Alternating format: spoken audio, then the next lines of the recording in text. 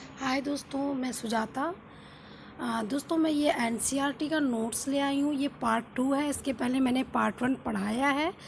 तो आप मेरे चैनल के प्लेलिस्ट में चले जाइएगा, वहाँ पे आपको पर्यावरण ईवीएस करके मिल जाएगा। आप उसमें जाके देखिएगा, उसमें आपको मिल जाएगा।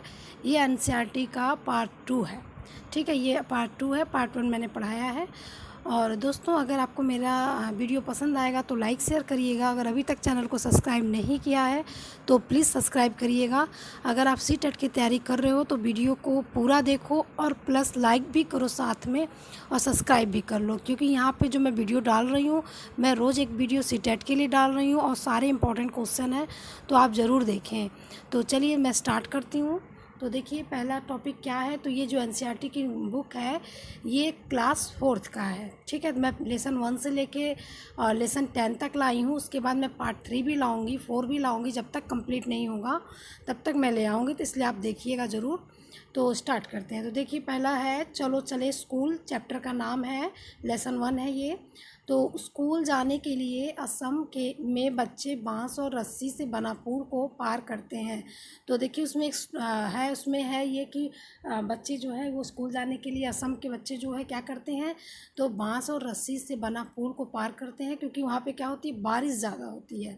ठीक है, और लद्दाख में स्कूल जाने के लिए बच्चे टाली का इस्तेमाल करते हैं, और एक बार में 4 या 5 बच्चे एक तरफ से दूसरी तरफ जाते हैं, क्योंकि वो पहाड़ी इलाका है। ठीक है, क्योंकि वो पहाड़ी इलाका है, इसलिए वहाँ पे किसका इस्तेमाल होता है, तो टारली का। तो अगर एग्ज़ाम में पूछेगा कि लद्दाख में स्कूल जाने के लिए क्या इस्तेमाल होता है, तो टारली पे टिक लगाना होगा। क्योंकि ये जो है चलो चले स्कूल, उसमें ये सब दिया हुआ है, तो मैं उसमें से छाँट के जहाँ क्वेश्चन बनेगा वो लेके आई हूँ। और देखिए, उसके बाद है सीमेंट का पुल का इस्तेमाल कहाँ होता है, तो सामान्य क्षेत्र में किया जाता है। केरल में नदी पार करने के लिए बल्लम यानी लकड़ी से बनी छोटी नाव का इस्तेमाल किया जाता है। इस प्रकार बच्चे स्कूल पहुंचते हैं। ठीक है, सीमेंट के पुल का इस्तेमाल सामान्य क्षेत्र में किया जाता है, और केरल में नदी पार करने के लिए वल्लम यानी लकड़ी की बनी छोटी नाव है, जिसको वल्लम बोलते हैं, उसका इस्तेमाल किया जाता है। तो इस प्रकार बच्चे वहाँ स्कूल पहुँचते हैं। अब चलिए हम लोग और देखते हैं क्या है। अब राजस्थान का है। तो राजस्थान में ऊँट गाड़ी का इस्तेमाल करके बच्चे स्कूल पहुँचते हैं, और मैदानी इलाकों में बैलगाड़ी का इस्तेमाल होता है, और उत्तराखंड पहाड़ी में ऊबड़ खाबड़ पथरीले रास्ते का इस्तेमाल करते हैं। तो दोस्तों, पूरा वीडियो देखिएगा और कमेंट में ज़रूर बताइएगा कि वीडियो आपको कैसा लगा। और लेसन 2 आ गया। अब कान कान में नाम है लेसन 2 का। तो उसमें देखिए क्या है। तो उसमें ये है, पक्षियों की आँखें जो होती हैं वो सिर पे होती हैं, और कान पंखों से ढके रहते हैं, इसलिए दिखाई नहीं देते। कान जो है वो पंखों से ढके रहते हैं और इसलिए नहीं दिखाई देते। छिपकली की कान भी जो है इसी प्रकार होती है। मगरमच्छ की आँखें जो हैं, आँखें भी इसी प्रकार होती हैं, जिन्हें हम देख नहीं पाते, छोटी छोटी होती हैं। छिपकली की कान भी छोटी छोटी होती है। और जानवर की त्वचा पर डिजाइन जो होता है बाल के कारण होते हैं। ये एक बार एग्जाम सीटेट में पूछा हुआ है कि जानवर की त्वचा पर डिजाइन किसके कारण होते हैं। तो देखिए दोस्तों, बाल के कारण होते हैं। और उसकी बात है, वे जानवर जिनके शरीर पे बाल होते हैं तथा कान बाहर दिखाई देते हैं, वे बच्चे को जन्म देते हैं। जैसे गाय, भैंस, बकरी, ये सब क्या है, ये सब बच्चे को जन्म देते हैं, क्योंकि इनके शरीर पे बाल होते हैं और कान बाहर दिखाई देते हैं। और वे जानवर जिनके शरीर पे कान बाहर नहीं होते, वे अंडे देते हैं। जैसे पक्षी, छिपकली, ये सब क्या है, ये सब अंडे देते हैं। अब चलिए आगे देखते हैं। टोटल ये 10 चैप्टर है। उसके बाद भी नेक्स्ट वीडियो में बनाऊंगी आगे का चैप्टर, तो देखिएगा ज़रूर। और पार्ट 3 है ये नंदू हाथी।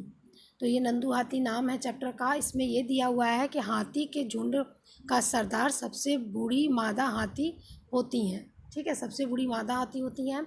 14 और 15 वर्ष की आयु में नर हाथी झुंड छोड़ देते हैं, और एक वयस्क हाथी एक दिन में 100 केजी पत्ते और टहनियाँ खा लेते हैं, और एक दिन में हाथी जो है 2 या 4 घंटे सोता है।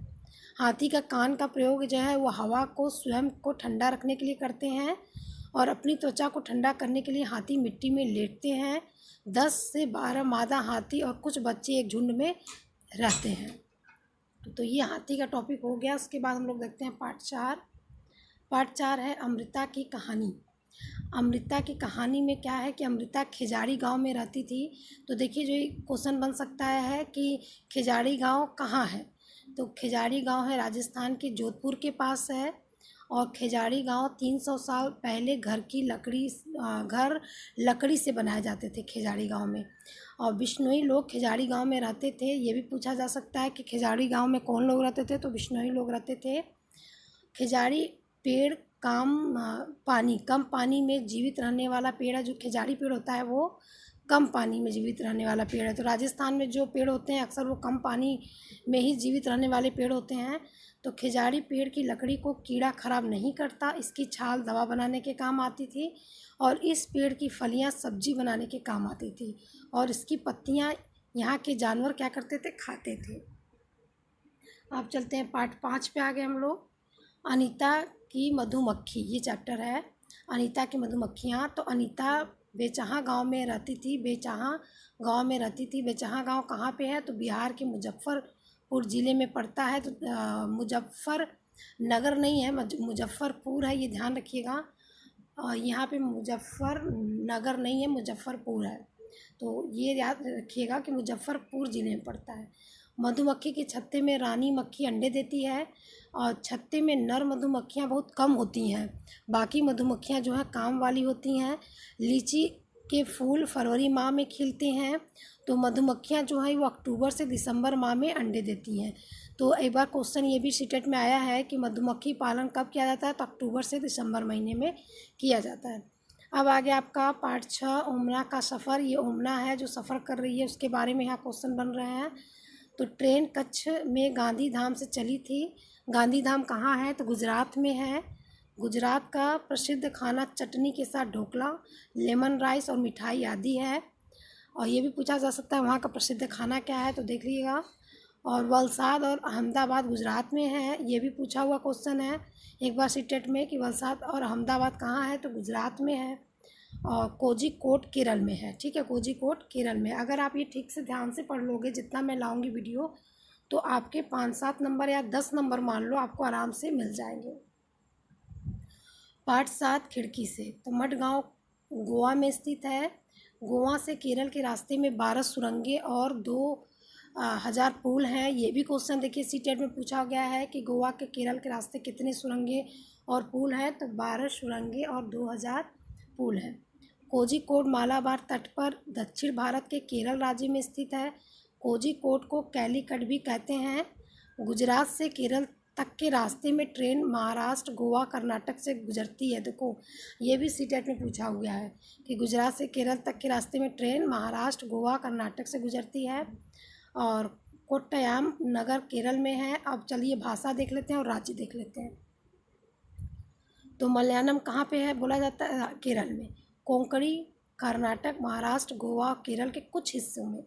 मराठी महाराष्ट्र गोवा दमन दीव दादर नागर हवेली में।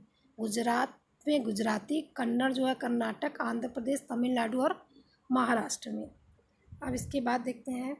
तो इसके बाद देखिए 8 और 9 चैप्टर है। तो 8वां चैप्टर ये है नानी के घर तक। तो ट्रेन का नंबर, सफ़र शुरू होने की तारीख, बर्थ व डिब्बे का नंबर, किराया, दूरी और किलोमीटर में लिखा होता है। तो इसमें पूछा जाता है कि ट्रेन स्टेशन पे मतलब क्या क्या लिखा रहता है, तो ट्रेन का नंबर, सफ़र शुरू होने की तारीख, बर्थ व डिब्बे का नंबर, किराया, दूरी, किमी, ये सब स्टेशन पे लिखा रहता है। ये भी सीटेट में पूछा हुआ है। फेरी एक प्रकार का नाव है जो केरल में प्रयोग होता है। अब उसके बाद पार्ट 9 जो था उसमें कुछ ऐसा इम्पोर्टेंट था नहीं। बदलते परिवार चैप्टर का नाम है, उसमें ऐसा कुछ था नहीं, तो इसलिए उसमें क्वेश्चन नहीं बन रहा था, तो वो नहीं लाई। अब पार्ट 10 है हु तू तू। तो इसमें कबड्डी का नाम है। तो कबड्डी के नाम क्या क्या नाम से जाना जाता है, तो चे डुगुडू, हु तू, हा डू, हा किट किट और कबड्डी, ये सब जो है कबड्डी का नाम है। तो दोस्तों ये पार्ट 10 तक यहाँ कंप्लीट हो गया। नेक्स्ट वीडियो में मैं पार्ट 11 से लाऊंगी, तो पार्ट 3 भी आप ज़रूर देखिएगा। अगर आपको मेरा वीडियो पसंद आया होगा तो कमेंट में ज़रूर बताइएगा। आप सभी का मेरा वीडियो देखने के लिए आप सभी को बहुत बहुत धन्यवाद।